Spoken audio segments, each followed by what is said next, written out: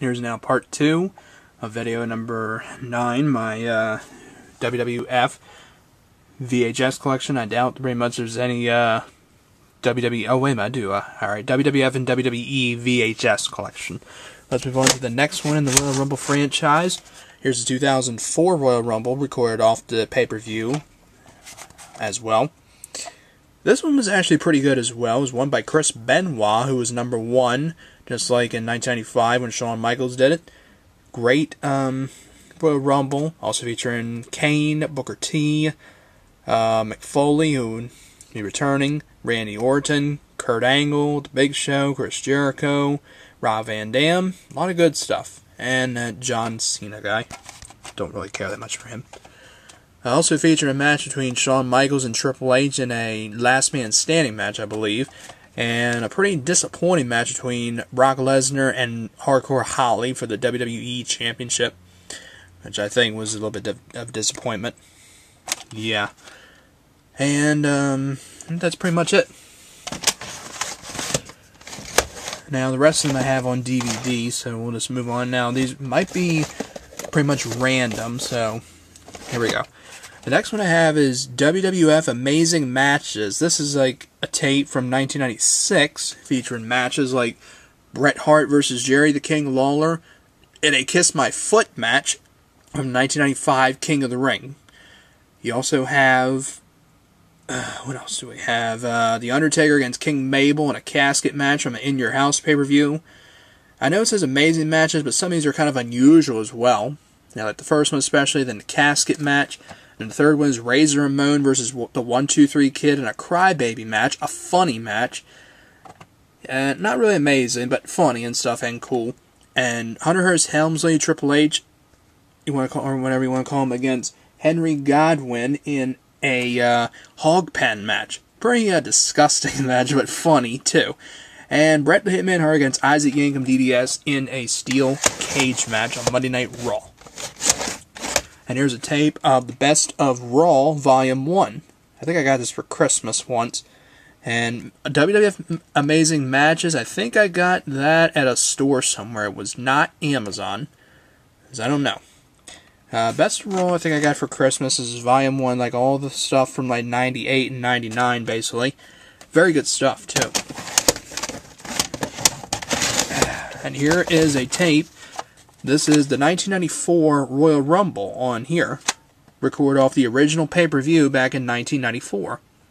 It has some of it on here, and it doesn't feature a lot of the Royal Rumbles. I recorded some stuff on here, unfortunately. My bad.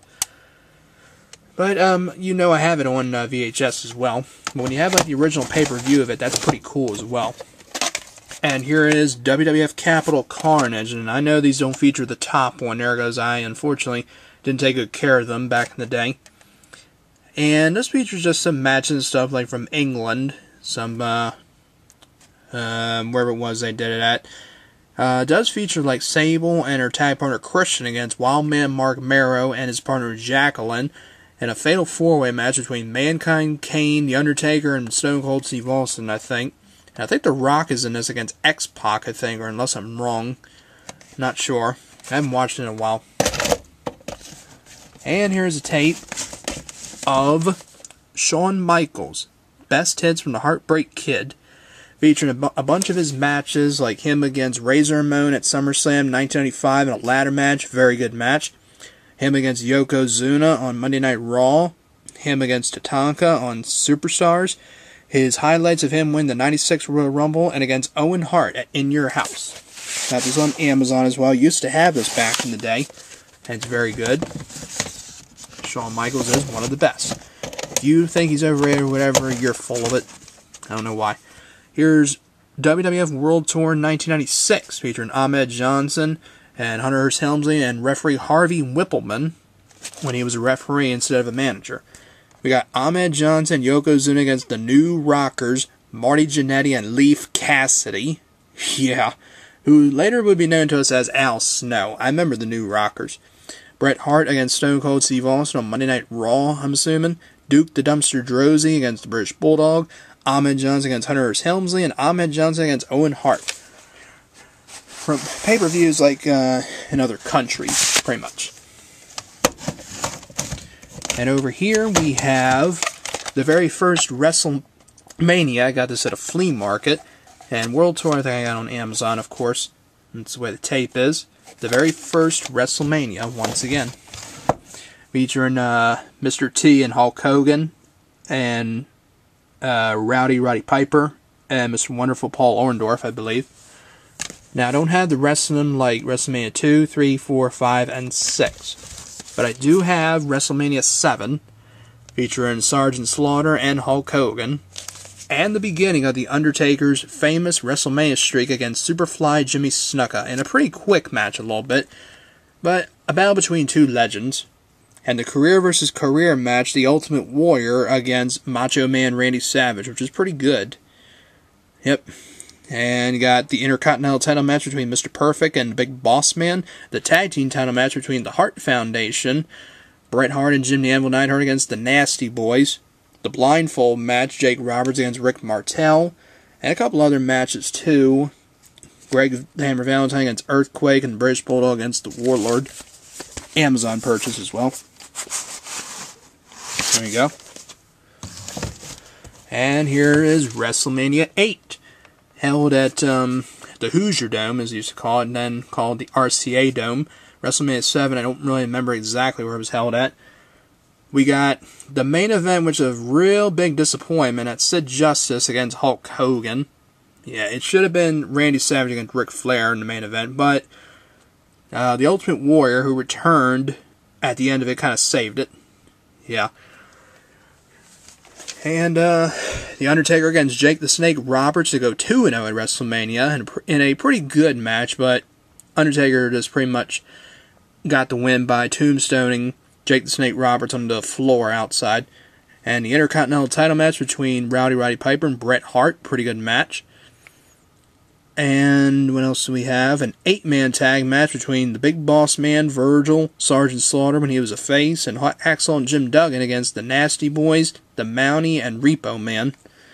El Matador, Tito Santana against Shawn Michaels, and British Bulldog against the Berserker, and the Rocket Owen Hart against Skinner. And another Amazon purchase, once again. Here's another Amazon purchase, WrestleMania 9. I know one of my friends has this and got it at a Goodwill store, I think. Pretty lucky, though.